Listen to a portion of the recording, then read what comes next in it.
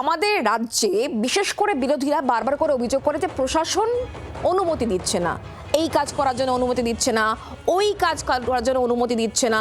এমনকি শুভেন্দু অধিকারী রাজ্যের বিরোধী দলনেতা বহুবার বলেছেন তাকে একটা সভা করতে গেলেও তাকে হাইকোর্টে যেতে হচ্ছে, এই অভিযোগ বারবার তিনি তুলেছেন। আজ দেখুন মুখ্যমন্ত্রী মমতা বন্দ্যোপাধ্যায় তিনি বলছেন যে তার যে সভা আজকে খণ্ডঘোষে সেই সভার নাকি অনুমতিই দিচ্ছে না প্রশাসন। একেবারে প্রশাসনের বিরুদ্ধে তিনি মঞ্চে দাঁড়িয়ে বিষোদ্গার করছেন। কি বলছেন আগে শোনাই। আজকের এই মিটিংয়ে আমায় পারমিশন দিচ্ছিল না। প্রধানমন্ত্রী মিটিংয়ে পারমিশন দিতে পারো অল্প সময়ে, আর মাঠ খালি থাকলে কেউ বুক না করে থাকলে তুমি আমার মিটিংয়ে পারমিশন দেবে না, কারণ তোমাকে নতুন করে তোমাদের অ্যাপয়েন্টমেন্ট করা হয়েছে বলে। মনে রেখো, আমি তোমাদের সম্মান করি, তোমরা নিরপেক্ষভাবে কাজ করো, কারো কথা শুনে একপক্ষভাবে কাজ করবে না। এখানে কিন্তু শেষ নয়, ঘটনাচক্রে মমতা বন্দ্যোপাধ্যায় আরো বেশ কিছু অভিযোগ করছেন। গতকাল মুখ্যমন্ত্রী মমতা বন্দ্যোপাধ্যায় কি বলেছিলেন, তার নমিনেশন নিয়ে একটা সমস্যা হচ্ছে, সেটা নাকি আটকানোর চেষ্টা করা হচ্ছে। এই অভিযোগ করছেন খোদ রাজ্যের মুখ্যমন্ত্রী। গতকাল তার এই বিস্ফোরক অভিযোগ, সেটাও শোনাবো। আমার নমিনেশন কাটবার জন্য ওই গদ্দাররা আমার নামে দুটো মিথ্যে অ্যাফিডেভিট করে আমার নমিনেশন ক্যান্সেল করার চেষ্টা করেছিল।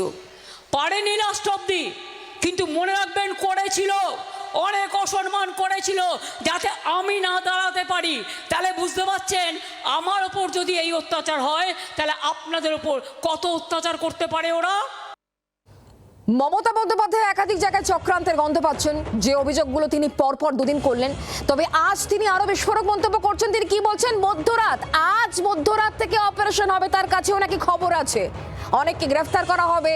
ভোটের যন্ত্র খুব সাবধান, কারণ যন্ত্রের মধ্যে কিছু গোলযোগ থাকতে পারে, স্লো ভোটিং করানো হতে পারে, স্লো কাউন্টিং করানো হতে পারে, এমনই অভিযোগ করছেন মমতা বন্দ্যোপাধ্যায়। কি অপারেশন বলছেন, আসুন তার বক্তব্য আগে শোনাই। ভোটার মেশিন খুব সাবধান, এদের plan slow voting, slow counting. প্রথমে দেখাবে বিজেপি জিতছে, বুঝতেই পারছেন আমাদের কাদের সাথে লড়াই করতে হচ্ছে। অনেককে গ্রেপ্তার করার চেষ্টা করতে হবে। টেক কেয়ার, বুদ্ধি খরচ করে কাজ করুন। আজকে মধ্যরাত থেকে অপারেশন শুরু হবে আমি শুনেছি, খবর আমরাও পাই। এই বিষয় নিয়ে কথা বলবো। শ্রেয়সী গঙ্গোপাধ্যায় মুহূর্তে আমার সঙ্গে রয়েছেন, প্রতিনিধি। শ্রেয়সী, মমতা বন্দ্যোপাধ্যায়ের শেষ পার্টটা অত্যন্ত ইন্টারেস্টিং। তিনি ঠিক কি বলতে চাইছেন?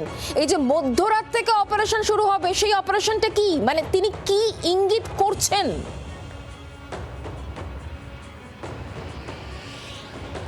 একেবারে দেখো, তুমি যে যে বক্তব্যগুলো শোনালে মমতা বন্দ্যোপাধ্যায়, সেই বক্তব্যের মধ্যে কিন্তু দুটো অভিযোগের বিষয় রয়েছে। একটা অভিযোগের বিষয় রয়েছে অবশ্যই প্রশাসনের বিরুদ্ধে, যেখানে তিনি বলছেন যে এক্ষেত্রে তাকে তার সবার অনুমতি দেওয়া হচ্ছে না, যে বিষয়টা নিয়ে তিনি সরব হচ্ছেন।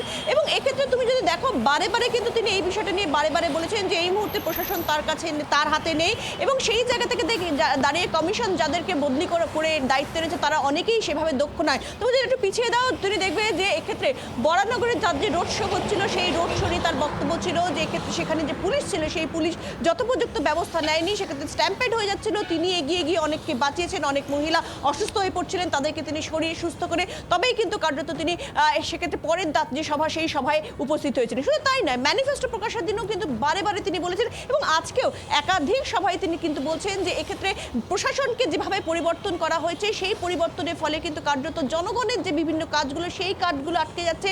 এবং তিনি প্রশ্ন তুলছেন যে বড় যদি কোনো, কিন্তু শ্রেয়সী এখানে প্রশ্ন, কয়েকদিন আগে যখন রদবদল চলছিল একেবারে মুখ্য সচিব লেভেল থেকে শুরু করে ওসি লেভেল পর্যন্ত, তখন সেই মমতা বন্দ্যোপাধ্যায় তো নির্বাচনী জনসভায় গিয়ে বলেছিলেন যে কত বদল করবে করো, সবাই তো আমারই লোক, বলেছিলেন নাকি? দেখো, তিনি স্পষ্টত বলছেন যে এক্ষেত্রে তার যে অভিযোগের জায়গাটা, প্রশাসন নিরিখে যে অভিযোগের জায়গাটা, সেখানে তিনি বলছেন যে এক্ষেত্রে যা পরিবর্তন একটা চেষ্টা হচ্ছে। যেমন আজকে তিনি অভিযোগ করছেন যে তার সভা পারমিশন দেওয়া হচ্ছিল না, ও আগের দিন তার বরানগরের ক্ষেত্রে তার অভিযোগ হচ্ছিল যে পুলিশ যথোপযুক্ত ব্যবস্থা নিচ্ছে না, স্ট্যাম্পেড হয়ে যাওয়ার পরিস্থিতি তৈরি হচ্ছে। কিন্তু তা সত্ত্বেও সেখানে তার মূল বক্তব্যের জায়গা যে এক্ষেত্রে দক্ষ অফিসারদের সরিয়ে নিয়ে আসা হয়েছে, কিন্তু সেই সরিয়ে যে অফিসারদের আনা হয়েছে তারা প্রত্যেকেই প্রশাসনের সঙ্গে যুক্ত এবং তিনি বিশ্বাস করেন যে তারা প্রত্যেকেই কিন্তু বাংলাকে ভালোবাসে। পাশাপাশি তুমি দ্বিতীয় যে বিষয়টা আনলে অপারেশনের প্রসঙ্গ, এক্ষেত্রে এটা কিন্তু আরও একটা গুরুত্বপূর্ণ বিষয় যেটা তিনি তার একাধিক সভায় আজকে তিনি উল্লেখ করছেন। তিনি বলছেন যে এই শুধু আজকে নয়, এর আগেও তিনি কয়েকটা সভায় বলেছেন এবং আজকে তিনি অপারেশনের প্রসঙ্গটা টেনেছেন। তিনি কি বলছেন? তিনি বলছেন যে এই ভোটের সময় বিভিন্ন নেতাদের এবং ক্যান্ডিডেটদের বা মন্ত্রীদের সেক্ষেত্রে বিভিন্ন এজেন্সিগুলো তারা ডাকছে। এই ডাকার মূল কারণ কি?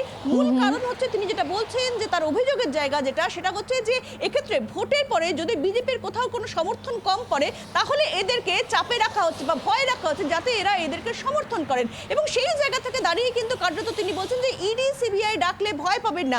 পাশাপাশি তিনি বলছেন যে তার কাছে এটাও খবর আছে যে আজকে অর্থাৎ রবিবার রাত থেকে অপারেশন মানে বিভিন্ন জায়গা থেকে কিন্তু অ্যারেস্ট হওয়া শুরু হতে পারে, এমনটাও কিন্তু তিনি আশঙ্কা করছেন তার বক্তব্যের মধ্যে দিয়ে। শ্রেয়সী, ধন্যবাদ আমাদের সঙ্গে সরাসরি থাকার জন্য। প্রতীকবাবু, মমতা বন্দ্যোপাধ্যায় এই যে আশঙ্কাগুলো লাগাতার বেশ কয়েকদিন ধরে আমরা শুনতে পাচ্ছি নির্বাচনী জনসভা থেকে, এটাকে আপনি কিভাবে দেখছেন? দেখুন, একটাই হচ্ছে উনি মুখ্যমন্ত্রী মমতা বন্দ্যোপাধ্যায় এই নির্বাচনটা আসলে নির্বাচন কমিশন এবং বিজেপি তারা এক সূত্রে যোগ আছে এবং নির্বাচন কমিশনের বিরুদ্ধে যাতে মানুষের জনমত তৈরি করা যায় এবং নির্বাচন কমিশন বিজেপির হয়ে কাজ করছে, এইটাই হচ্ছে ওনার এই ব্যাকগ্রাউন্ড করার চেষ্টা করছেন। দেখুন, যেগুলো একটু আগে প্রধানমন্ত্রী কয়েকটা কথা বলেছেন, আপনি দেখালেন জনসভায়, তাহলে যে কথাগুলো প্রধানমন্ত্রী বলেছেন তার আমরা বাস্তব অভিজ্ঞতা দেখতে পেয়েছি বা নর্থ বেঙ্গলের মানুষ দেখতে পেয়েছে। মুখ্যমন্ত্রী যে অভিযোগগুলো করছেন সেগুলো সবই হচ্ছে গিয়ে চিন্তা ভাবনার অভিযোগ। এইটা হতে ধরুন অনুমতি দেয়া হয়নি, সবার অনুমতি দেয়া হচ্ছে না, এটা সাধারণ মানুষ কিন্তু প্রত্যক্ষ করছে না, সাধারণ মানুষ ওনার কাছ থেকে শুনছে।